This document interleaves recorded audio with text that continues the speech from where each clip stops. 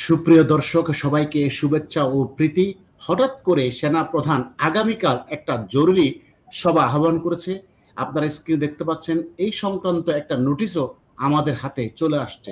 তো হঠাৎ করে সেনাবাহিনী অ্যাড্রেস করার জন্য কারণটা কি সেনা ক্যান্টনমেন্টের ভিতরে, এবং এখানে এই বিজ্ঞপ্তিতে বলা হচ্ছে যে কোনো শুধুমাত্র এখানে আসলে অফিসাররা অংশগ্রহণ করবে, সমস্ত জিওসি এবং সিনিয়র অফিসাররা অংশগ্রহণ করবে।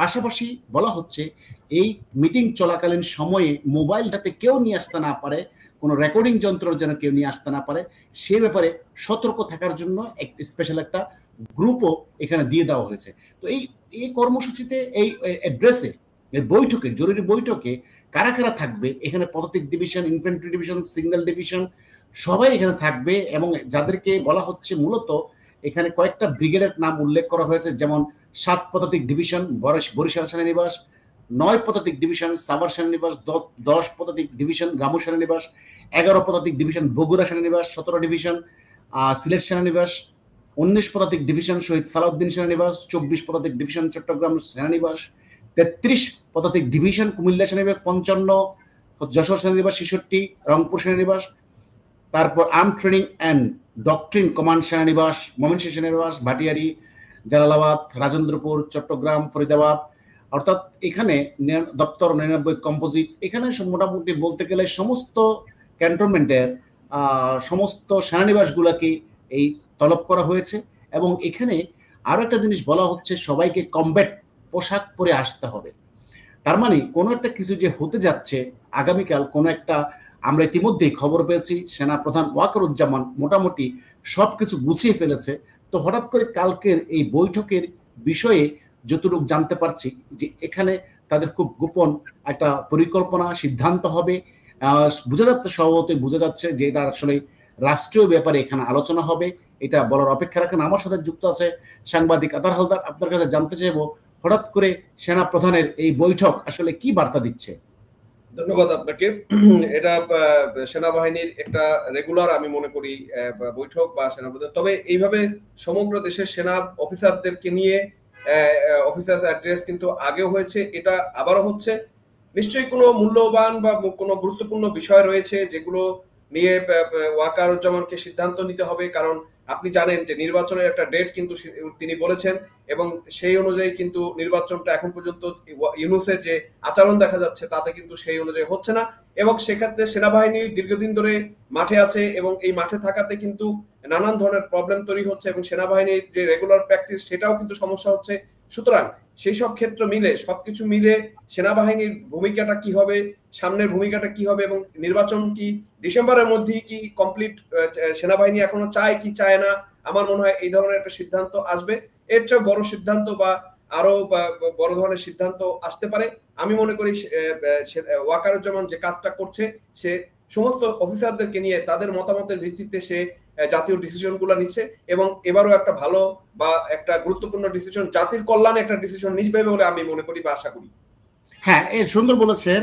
সকাল 10:30টায় এই বৈঠকটা আহ্বান করেছে, এবং সবাইকে কমব্যাট পোশাক পরে আসার জন্য, এবং বিশেষ করে যেটা বলা হচ্ছে যে কেউ যেন মোবাইল নিয়ে ঢুকতে না পারে। তাও কারা? এখানে ছোটখাটো কোনো অফিসার নয়, এদের বলা হচ্ছে অসামরিক অর্থাৎ বেসামরিক উচ্চপদস্থ যে সমস্ত অফিসাররা আছে, পাশাপাশি জিওসিরা এখানে থাকবে। অর্থাৎ সিনিয়র কর্মকর্তারাই এই বৈঠকটা মূলত পক্ষে দেশের নীতি নির্ধারণী নিতে যারা উপস্থিত হয়, সে সমস্ত অফিসাররাই এখানে থাকবে, ব্রিগেড কমান্ডাররা থাকবে, সে কথাটাও কিন্তু এখানে বলা হচ্ছে। তো এখানে হ্যাঁ বলেন। হ্যাঁ, মানে সকল অফিসাররা আসবে, এবং এখানে মেজর জেনারেল বা তদূর্ধ্ব যারা আছে, ব্রিগেডিয়ার জেনারেল, তারাও থাকবে। এবং এখানে আমি মনে করি যে লাস্ট যে কমব্যাট বৈঠকটা হয়েছিল সমস্ত অফিসারদের নিয়ে, যে অফিসার্স অ্যাড্রেসটা হয়েছিল, এটাও ঠিক সেরকম একটা অফিসার্স অ্যাড্রেস হবে। এবং জাতীয় স্বার্থে আমি মনে করি সেনাবাহিনী একটা গুরুত্বপূর্ণ ভূমিকা নেবে, বিশেষ করে মব জাস্টিস এবং আইনকে সঠিক পথে চালানো, এবং বাংলাদেশে যে বিশৃঙ্খলা হচ্ছে, ইউনূস সরকারের ব্যর্থতা। আচ্ছা, আপনার কাছে আরেকটা প্রশ্ন করি, সেটা হলো এই যে জুলাই মাসের মধ্যে যে জুলাই প্রক্লামেশন ডিক্লারেশন করতে যাচ্ছে জঙ্গি ইউনূস, সেক্ষেত্রে তো সেনাবাহিনী, বিমান বাহিনী প্রধান কেউ থাকবে না। সেক্ষেত্রে কি ইউনূস সামরিক অফিসারদের নিয়ে কোনো সলাপ পরামর্শ করে ইউনূসের বিরুদ্ধে কোনো কি অ্যাকশন পরিকল্পনা করছে? এখন এটা বলা যাচ্ছে না। আপনি শুধু সেনাবাহিনী প্রধানের কথা কেন বলছেন? আমি তো মনে করি যে জুলাই প্রক্লেমেশন যদি হয় তাহলে সেনাবাহিনী, বিমান বাহিনী, কোন বাহিনী থাকবে না। সকল বাহিনী নতুন করে রিঅ্যারেঞ্জমেন্ট হতে হবে বা নতুন একটা ফরমেশনে আসতে হবে। সেক্ষেত্রে কে কোথায় যাবে, কে থাকবে, কে থাকবে না, পুরো সেনাবাহিনী, বিমান বাহিনী সবকিছু বিশৃঙ্খলার মধ্যে পড়ে যাবে এবং বাংলাদেশও একটা বিশৃঙ্খলার মধ্যে পড়ে যাবে আমি মনে করি। এবং বাংলাদেশের সংবিধানের সমস্ত কিছু যদি চেঞ্জ হয়ে যায় সেক্ষেত্রে রাষ্ট্রপতি হতে শুরু করে ইউনূসও সরে যাবে। কিন্তু ইউনূস পরবর্তী যে কাজটা করতে যাচ্ছে, হয়তো সে রাষ্ট্রপতি হতে যাচ্ছে বা তারেক রহমানকে প্রধানমন্ত্রী করতে চাচ্ছে বা নাহিদকে প্রধানমন্ত্রী করতে যাচ্ছে। কারণ বিএনপির মাথায় তো টুপি অলরেডি পরে দিয়েছে এবং বিএনপি কে ধ্বংস করার যা যা মেটিকুলাস প্ল্যান সেটা তো করে ফেলছে। এবং আপনি দেখবেন সোশ্যাল মিডিয়াতে এখন বিএনপির বিরুদ্ধে প্রোপাগান্ডা, বিএনপির বিরুদ্ধে বিভিন্ন ধরনের কন্টেন্ট তৈরি হচ্ছে। তার মানে বিএনপির রাজনীতিটা কিন্তু মোটামুটি শেষ করে দিয়েছে। সুতরাং এখন যদি তারা রাষ্ট্রপতি হয়, ইউনূস রাষ্ট্রপতি হয় আর নাহিদ যদি প্রধানমন্ত্রী হয় তাহলে কিছুই কথা থাকবে না। আর এই সেনাবাহিনীর মধ্যে দেখা যাবে যে বিশাল অংশ তাদেরকে চাকরি বাকরি সব স্যাক করে দেওয়া হবে। এবং আপনি একটা জানেন সরকারি কর্মকর্তাদের আইনটাকে পরিবর্তন করা হয়েছে। এখন তাদেরকে এই যে 5 জন অলরেডি এক নোটিশে সরিয়ে দেওয়া হয়েছে। এভাবে যদি চলতে থাকে তাহলে দেশ টোটালি একটা বিশৃঙ্খলা যাবে। এখন দেখার বিষয় সেনাবাহিনী আসলে বাংলাদেশকে রক্ষা করে কি রক্ষা করে না। বাংলাদেশকে করিডোর এবং বন্দর বিক্রির ক্ষেত্রে তারা পক্ষে ভূমিকা রাখে না বিপক্ষে ভূমিকা রাখে। সেনাবাহিনীর কাছে আজকে একটা বড় প্রশ্ন চলে আসছে যে সেনাবাহিনী দেশের পক্ষে থাকবে নাকি জঙ্গিদের পক্ষে থাকবে। হ্যাঁ, এখানে আরো একটা পণ্য অনেকদিন ধরে মুক্তিযুদ্ধের পক্ষ এবং হিজবুতি জামাতি আর একটা পক্ষ একটা চাপা উত্তেজনা চরম বিতৃষ্ণা ভিতরে কাজ করছিল সেনাবাহিনীর ভিতরে, যার কারণেই অনেকেই বলছিল আমরা যে খবরগুলো পাচ্ছিলাম ওয়াকারের পক্ষে একা এগুলাকে মিটিগেট করা সম্ভব হচ্ছিল না। এবং মোটামুটি আজকে কালকে একটা আমরা সংবাদ পেয়েছি, সোর্স আমাদেরকে বলেছে মোটামুটি ওয়াকার সবকিছু গুছিয়ে ফেলেছে, অর্থাৎ এই প্রক্লামেশনের বিরুদ্ধে একটা ওয়াকার অবস্থান নেবে, যার কারণে এই সমস্ত পদাতিক ডিভিশন এবং ইনফ্যান্ট্রি ডিভিশন এবং ইঞ্জিনিয়ারিং ডিভিশন সবাইকে এখানে কমব্যাট পোশাক পরে আসতে বলা হচ্ছে। বিশেষ করে আমি যেটা বলছি যে ক্যান্টনমেন্টের জিওসিদেরকে আসার জন্য বিশেষ নির্দেশনা দেওয়া হয়েছে সেনাবাহিনীর পক্ষ থেকে। এটা কিন্তু অন্যান্য সময় আপনি যেমনটা বলছিলেন যে বৈঠকগুলো অ্যাড্রেস হয় সেটার চেয়ে এটা একটু আলাদা হিসেবে দেখছি, কারণ এখানে আমরা আগের চিঠিগুলোর সাথে যদি চিঠিগুলো মিলাই তাহলে দেখা যাবে এখানে শুধু সিনিয়র অফিসারদেরকেই কল করা হয়েছে এবং বিশেষ করে জিওসিদের কথা বারবার বলা হচ্ছে।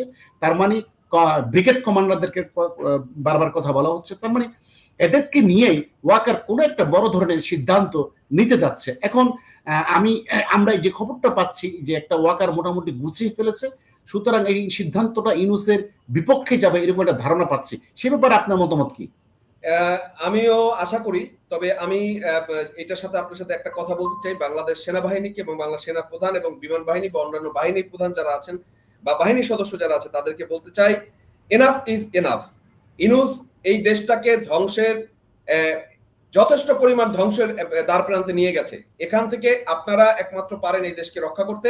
সুতরাং আপনারা সেনাবাহিনীর যারা অফিসারগণ আছেন, যারা এই দেশের সূর্য সন্তান আছেন, আমরা তাদের কাছে অনুরোধ করব যে এই দেশকে ধ্বংসের হাত থেকে বাঁচানোর জন্য আপনারা পদক্ষেপ নেবেন এবং উপযুক্ত পদক্ষেপ নেবেন, সঠিক পদক্ষেপ নেবেন এবং এই জঙ্গিদের উৎখাত করে বাংলাদেশ যে ইমাজিন টাইগার ছিল, বাংলাদেশ যে উদীয়মান সূর্য ছিল পৃথিবীতে, সেই জায়গাটাতে আবার জানি যেতে পারে। অন্তত সেই জায়গাতে আপনার ভূমিকা রেখে ইতিহাসে আপনাদের নাম সুনাম অক্ষুণ্ণ রাখবেন, বাহিনীর সুনাম অক্ষুণ্ণ রাখবেন, এটা আমরা আশা করব। হ্যাঁ, ধন্যবাদ। আসলে আমিও এই এমার্জিং টাইগার হিসেবে বাংলাদেশ যে একটা রাস্তায় ছিল সেটা গতিচ্যুত হয়ে কলকারখানা, শিল্প কারখানা, দেশের জিডিপির প্রবৃদ্ধি সবকিছু নিম্নগামী।